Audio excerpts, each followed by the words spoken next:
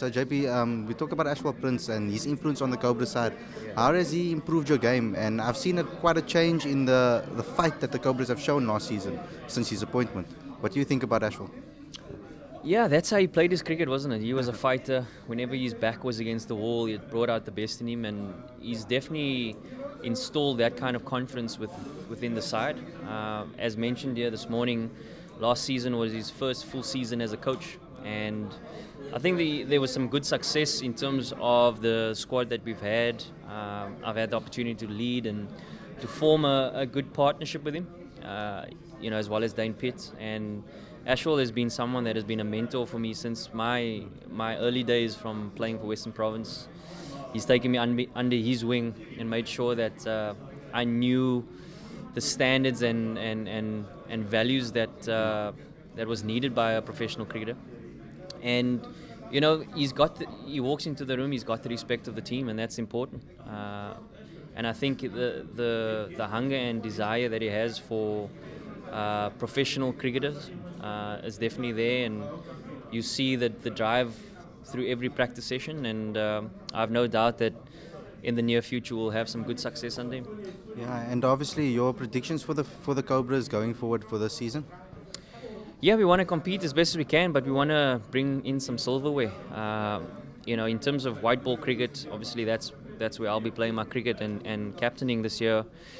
We want to make sure at least we win one tournament. So that's the goal. I know from a red ball cricket point of view, we want to win the tournament. And there's no point in playing the game if you're not wanting to win.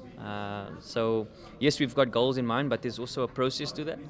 So, and that's the discussions that we've had over the last pre-season now, and understanding how are we going to play our cricket, what brand of cricket we're going to play, the style of cricket, the style of our mindsets. What are our mindsets going to be when we have our backs against the wall? Are we going to be fighters? Are we going to just blow over? So those are the things we got to look at ourselves in the mirror and ask ourselves, how could we get better from the last season? And that's been the important part of our pre-season. Yeah, you had an amazing T20 challenge. You came in here and you really improved you improved the Cobras play, and also you guys really nearly made it into a final. And so, how did you get those performances consistently on a consistent basis? I think the thing for me was I quite enjoyed the leadership role. I quite enjoyed the captaincy, being able to lead a group of men to reach greater heights.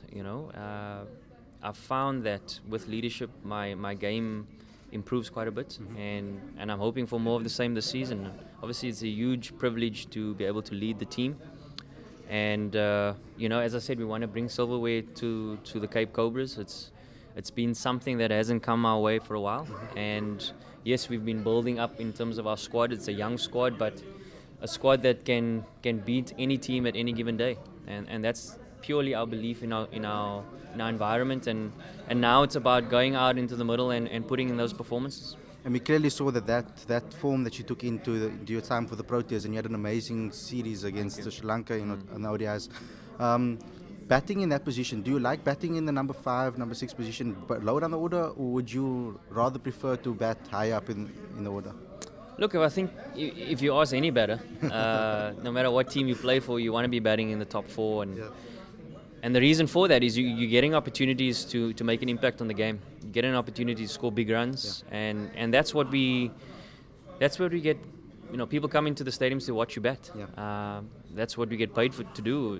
That's our roles, that's our jobs, is to score big runs. And when you get opportunities in the top 4, you got to try and take it with both hands. And so unfortunately, in terms of the national team, yes, that's where I find myself right now. But it's about making the best of the opportunity. So if you get an opportunity early, make it count.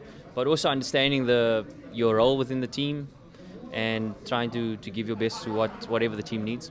What was the key to your success in Sri Lanka? It was quite difficult conditions. A lot of players struggled. What was key to your batting performances? A shift in mindset, trying to be a little bit more positive and aggressive, not letting the bowler dictate what's going to happen in the game, trying to take the attack to the bowler. And I think I found some good success there, but also the important thing now with that mindset is to find consistency. Where's that perfect medium in the extremities of playing too aggressive or too conservative, And I think that's the that's the thing that we're trying to find out now is how do we get consistent with that kind of positive mindset, and that's something we need to work out for the season to come. Yeah, and with regards to obviously the World Cup is obviously a big aim. Everybody's spoken about it. Your mindset going into the World Cup, how are you going to approach your game going into the World Cup? Quite similar. Look, the thing about the World Cup is that there's no guarantees for your spot, so you've got to make sure that you keep performing series after series, opportunities at domestic cricket. Make sure you're putting in those big performances, and that is all we can focus on. And understanding that, be consistent with a certain mindset, a game plan that you find will work for you, that will give you consistency. And if you make it to the World Cup, it's not to change anything. That is what got you there. So be successful with that and be consistent with that, and that will give you the greatest opportunity to be successful there. And the T20 format, obviously, we see you when you come out to the crease, you bat very positively, and you're looking to score runs consistently. Do you think that T20 has actually improved you in that factor? And are you going to take some? Do you take some of that game plans into your ODI approach? No, 100%. There's no doubt that T20 has influenced one-day cricket on a whole. I think not only for players, but if you look at the amount of runs that are being scored now, the amount of 400 totals that have been scored, I think it's not long before you're going to see a 500 total. I think the T20 format has contributed to that, to understand that there's no limitations in what we can achieve as batsmen and as bowlers. I mean, you've seen now the different skill sets that have come through the T20 formats and how they've implemented that in ODI cricket. So you'll see that the game will continue to progress. Scores will get higher. Bowlers will come up with different types of balls to bowl. So it can only stand us in good stead for what's hopefully going to be a successful World Cup. And finally, the mood in the camp, in the Proteas side, do you guys strongly believe that you can win this World Cup? We have to, man. I mean, if we don't believe it, how can we expect anyone else to? I feel that the belief is there. And I think this next season is going to give us the confidence in terms of how we play and working out a few things. And as I said, finding that consistency in terms of the style and brand of cricket we want to play. And if we can find that, that will give us that confidence going into that World Cup.